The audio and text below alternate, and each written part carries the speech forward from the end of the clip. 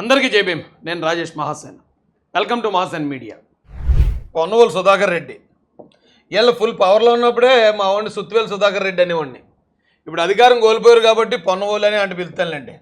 ఇతని ఉద్యోగం ఏంటంటే అండి, అడిషనల్ అడ్వకేట్ జనరల్. అసలు మామూలుగా ఉండదండి బాబు. ఈ పేరే ఒక గుస్ బంప్స్ వచ్చేలాగా ఉంటుంది, అడిషనల్ అడ్వకేట్ జనరల్. అయితే మీరు అడగొచ్చు, రాయేష్ ఏంటి ఈ పేరు ఎంత పొడుగు ఉంది, ఈ ఉద్యోగం ఏంటి, అసలు దీని కథా కమామిషి ఏంటని. ఇతను చేయాల్సిన పని ఏంటంటే, ఇప్పుడు మనకి కోర్టులు మున్సిపల్ మేజిస్ట్రేట్ కోర్టు ఉంటుంది, జిల్లా కోర్టు ఉంటుంది, దాని తర్వాత హైకోర్టు ఉంటుంది, సుప్రీంకోర్టు ఉంటుంది.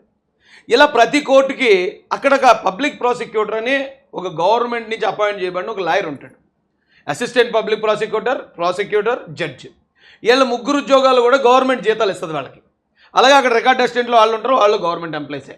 కానీ నల్లకోట వేసుకుని ప్రతి ఒక్కరు గవర్నమెంట్ ఎంప్లాయీ కాదు. వాళ్ళందరూ కూడా డిఫెన్స్ లాయర్లు అంటారు చాలామందిని.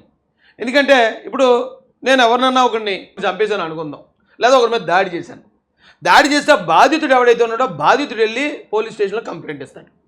పోలీస్ స్టేషన్లో కంప్లైంట్ ఇచ్చినప్పుడు పోలీసులు కేసు నమోదు చేసి నన్ను నేరస్తుడు కదా, నన్ను తీసుకెళ్ళి అరెస్ట్ చేసి కోర్టుకు అప్పచెప్తారు. మరి ఈ బాధితుడి తరపున ఎవరు వాదిస్తారు అంటే, గవర్నమెంట్ అపాయింట్ చేసిన అసిస్టెంట్ పబ్లిక్ ప్రాసిక్యూటర్ గవర్నమెంట్ ఇస్తుంది వాళ్ళకి. బాధితుల తరపున రే బాబు మీరు వాదించండి, కోర్టులో బాధితులకు న్యాయం చేయాలని వాళ్ళకి గవర్నమెంట్ జీతం ఇచ్చి బాధితుల తరపున ఉండమని అపాయింట్ చేసిన ఉద్యోగాలు అవి. ఇప్పుడు నేను ఒకవేళ ఆ నేరస్తుడు ఎవడైతే ఉన్నాడో వాడేం చేస్తాడు, వాడి తరపున గవర్నమెంట్ వాదించదు. ఎందుకంటే కేసు పెట్టిన బాధితుడి తరపునే గవర్నమెంట్ ఉంటుంది.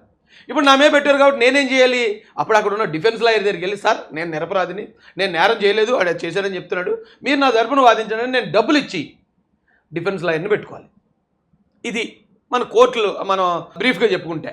అయితే మున్సిపల్ మేజిస్ట్రేట్ కోర్టులో అసిస్టెంట్ పబ్లిక్ ప్రాసిక్యూటర్ ఉంటాడు, అలాగే జిల్లా కోర్టులోనూ ఉంటారు, అలాగే హైకోర్టులోనూ ఉంటారు.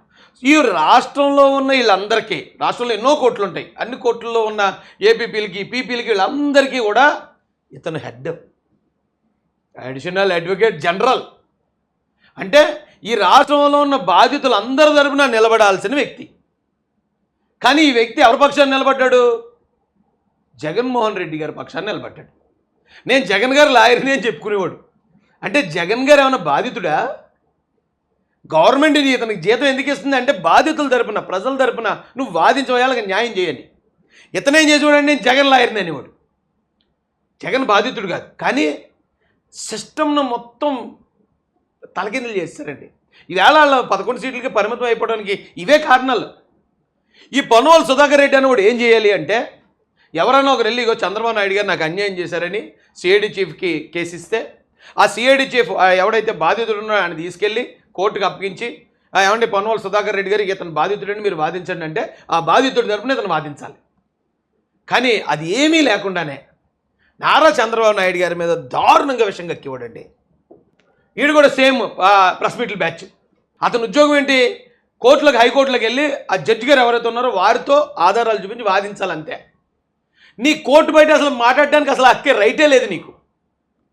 అలాంటి అడ్వకేట్ జనరల్ కూడా బయటకు వచ్చి ప్రెస్ మీట్లు పెట్టేసేవాడు, చంద్రబాబు నాయుడు గారిని విమర్శించేసేవాడు, జగన్మోహన్ రెడ్డి గారు అయ్యి బాబు చాలా గొప్పవాడు అనేవాడు. ఒక రాజకీయ నాయకుల్ని మించి పనిచేశారండి వీళ్ళు. రాజకీయ నాయకులు కూడా సరిపోరు వీళ్ళకి. ప్రభుత్వ అధికారి అంటే ప్రజల కోసం ఉండాల్సినోడివి నువ్వు రాజకీయ నాయకుల్లో పనిచేస్తే ఇంక ప్రజలకి దిక్కెవరండి.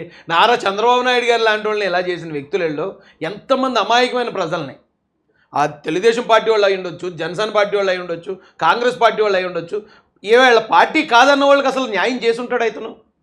ఏ ఒక్కరికన్నా న్యాయం జరగనిచ్చి ఉంటాడా? ఇలాంటి వాడిని శిక్షించకపోతే అలాగే, ఇలాంటి వాడిని ఇమీడియట్గా డిస్మిస్ చేసి ఇతని మీద కేసు నమోదు చేసి జైల్లో పెట్టకపోతే అలా ఇతను జైలు ఎలా ఉందో కూడా చూపించాలండి. ఎందుకంటే ఆ రోజున ఏ తప్పు చేయని చంద్రబాబు నాయుడు గారిని అరెస్ట్ చేసినప్పుడు ఈ పొన్నవోలు సుధాకర్ రెడ్డి అన్నవాడు ఇటు చాలా దారుణమైన కామెడీ చేశాడండి. ఆయన ఇప్పుడు పెద్ద వయసు వాళ్ళు ఎవరన్నా ఇలాంటి ఆరోపణలు వచ్చినప్పుడు హౌస్ కస్టడీ అడగొచ్చు, అది లాలోనే ఉంది. అంటే ఆ ఇల్లే చేయాలన్నమాట, ఇంక ఇంట్లో నుంచి బయటికి రానివ్వరు, హౌస్ కస్టడీ అంటారు దాన్ని. చంద్రబాబు నాయుడు గారు ఆయనకున్న రాజ్యాంగం ఆయనకి ఇచ్చిన హక్కు ద్వారా పిటిషన్ వేసుకున్నారు. పిటిషన్ వేస్తే జడ్జి గారు నిర్ణయిస్తారు హౌస్ కస్టడీ ఇవ్వాలా లేదు జైల్లోనే పెట్టాలా అనేది ఆయన నిర్ణయిస్తారు.